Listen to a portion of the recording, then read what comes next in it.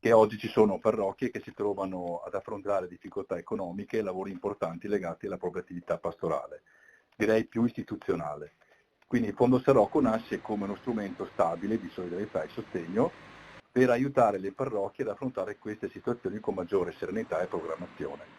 Nasce con queste premesse, dopo un'attenta riflessione, il Fondo Diocesano di Solidarietà San Rocco, istituito dal Vescovo di Vittorio Veneto Monsignor Riccardo Battocchio.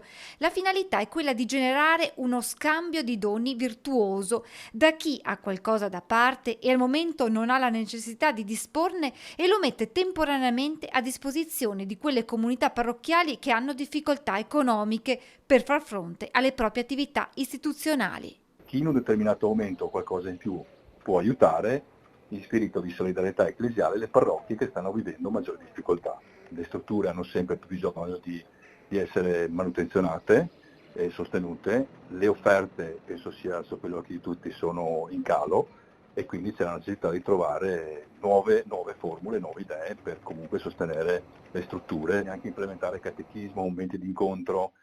Parlo però di attività istituzionali della parrocchia, tipiche. Al fondo possono contribuire sacerdoti, fedeli, enti ecclesiastici, benefattori, ma anche le stesse parrocchie. Nella nostra diocesi ci sono 162 parrocchie. Se ciascuna con un piccolo gesto di condivisione apportasse anche, faccio un esempio, 1000 euro al fondo, si potrebbe già creare una base importante per aiutare concretamente le realtà che stanno attraversando momenti di difficoltà.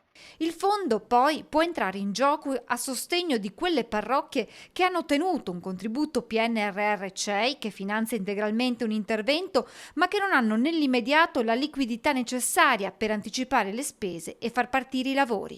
Quindi in questi casi, ad esempio, il fondo può intervenire con un sostegno temporaneo, oppure la diocesi può fare da garante nei confronti della banca, permettendo così a questa parrocchia di realizzare opere che altrimenti rischierebbero di rimanere ferme. Quindi l'obiettivo è dare un aiuto concreto e strumenti utili per accompagnare la vita ordinaria di per sé delle parrocchie.